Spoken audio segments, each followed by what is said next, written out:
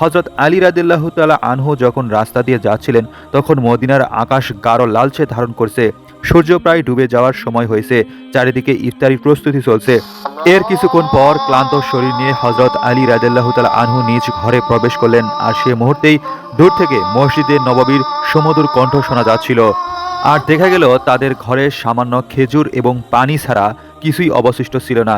এরপর দেখা গেল তারা সকলে মিলে ইফতার করার জন্য বসে পড়ল। তখন দেখা গেল সবাই দুইটি করে খেজুর নিয়ে নিল। যখন তারা ইফতার করবে ঠিক সেই মুহূর্তে ঘরের বাইরে একজন ভিক্ষুক এসে বলতে লাগলো, মা, আমি বেশ কয়েকদিন ধরে ক্ষুধার্ত। আমি ক্ষুধার যন্ত্রণা আর সহ্য করতে পারছি না। দয়া করে আমাকে কিছু খাদ্য দান করো। অন্যদিকে হযরত ফাতেমা রাদিয়াল্লাহু তাআলা আনহু এর হৃদয় ছিল অত্যন্ত কোমল এবং দয়ার সাগর। তখন হযরত আলী রাদিয়াল্লাহু তাআলা আনহুকে বলল, আমার অংশ থেকেই এই খেজুরগুলো তাকে দিয়ে এসো। তখন আলী রাদিয়াল্লাহু তাআলা আনহু বলল, তাহলে তুমি কি খেয়ে ইফতার করবে? তখন ফাতেমা রাদিয়াল্লাহু তাআলা আনহু বলল, আমি না হয় পানি খেয়ে ইফতার আদায় করব। তখন আলী রাদিয়াল্লাহু তাআলা আনহু আর কিছুই বললেন না। এরপর আলী রাদিয়াল্লাহু তাআলা আনহুর সমস্ত খেজুর সেই ভিক্ষুককে দান করে দিলেন এবং আল্লাহর দরবারে দোয়া করতে লাগলেন, হে আল্লাহ, আপনি আমাদের এ ত্যাগ কবুল করুন।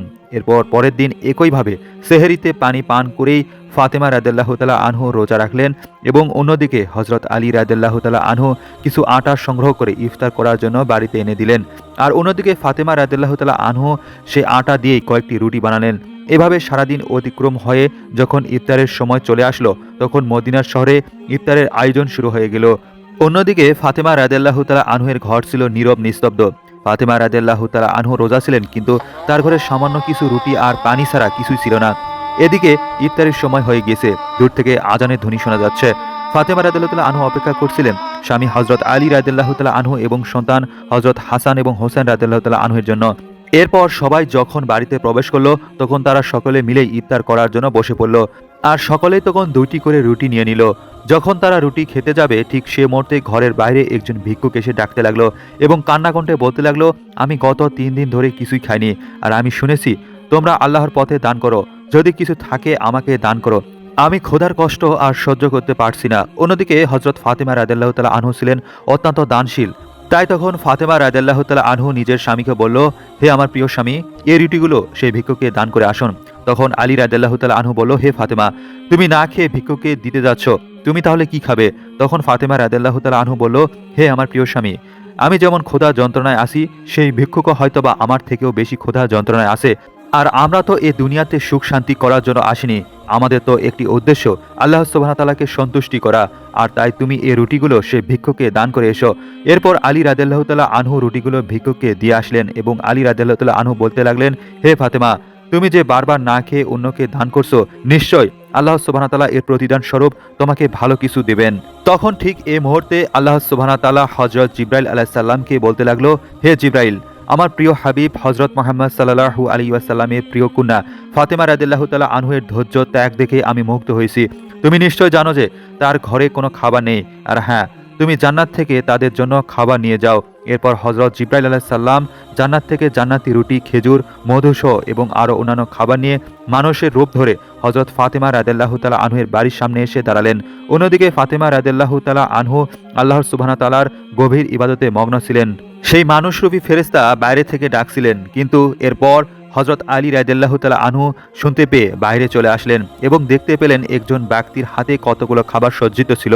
তখন আলী রাদিয়াল্লাহু তাআলা আনহু বলল, আপনি কে? তখন সে ব্যক্তিটি বলে উঠল, আমি আল্লাহর পক্ষ থেকে একজন প্রেরিত দাস।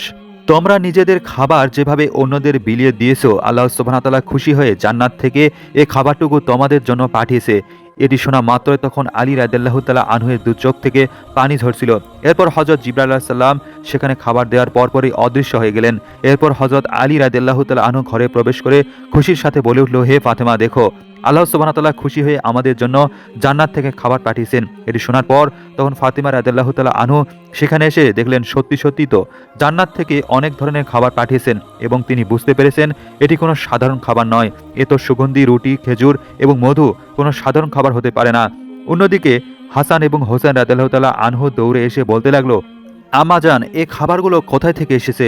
তখন ফাতেমা রাদিয়াল্লাহু তাআলা আনহু বলতে লাগলেন, বাবা, এই খাবারগুলো আমাদেরকে আল্লাহ সুবহানাহু ওয়া তাআলা জান্নাত থেকে পাঠিয়েছেন। এরপর দেখা গেল এটি বলার পর তখন সকলে মিলেই এই খাবারগুলো মুখে দিচ্ছিল এবং দেওয়া মাত্রই তাদের চোখ দিয়ে অশ্রু ঝরছিল। কারণ এই খাবারগুলো কোনো সাধারণ খাবার ছিল না, এটি আল্লাহ সুবহানাহু ওয়া তাআলার দেওয়া জান্নাতি খাবার। অন্যদিকে ফাতিমা রাদিয়াল্লাহু তাআলা আনহু কিছু অবশিষ্ট খাবার তার প্রতিবেশীদের দিয়ে দিয়েছিলেন। দেখা যায় প্রতিবেশীরা এর আগে এত সুস্বাদু খাবার কখনোই খায়নি। এরপর দেখা গেল কিছু প্রতিবেশী এ খাবার খাওয়ার পর ফাতেমা রাদিয়াল্লাহু তাআলা আনহুর গুণগান এবং আল্লাহ সুবহানাহু ওয়া তাআলার শুকরিয়া আদায় করে ঈমান আনে এবং কিছু কাফেররা হিংসা ও প্রতিহিংসায় জ্বলতে থাকে।